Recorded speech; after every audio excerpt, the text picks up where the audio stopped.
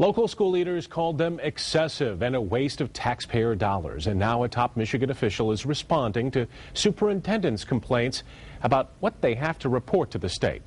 24-Hour News 8's Tony Tagliavia spoke with the state budget director. He's at the live desk. Tony?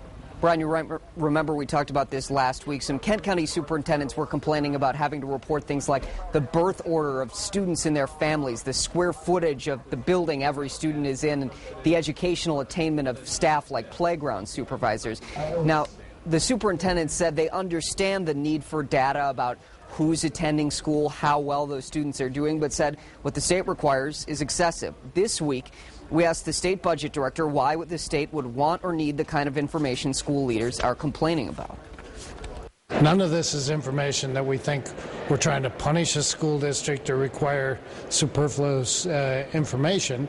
We're trying to get data that the federal government requires or state law requires. It's not things that we've just arbitrarily made up. Are there any of those things, though, that aren't required by federal or state law?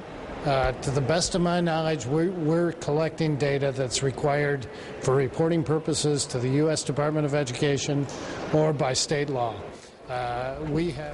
Budget director says there are proposals out there that would actually cut back on these requirements. He says he thinks it'd be a good idea for the next administration, the Snyder administration, to meet with lawmakers, meet with school superintendents, the people who take this data, to sit down and figure out what is necessary, what isn't necessary, how to pay for it, and how to actually report that information. Now, superintendents were also unhappy with how the money was handled for paying for all of this reporting. We'll talk about that later tonight on 24-Hour News 8. We'll also post it shortly at woodtv.com. Back to you.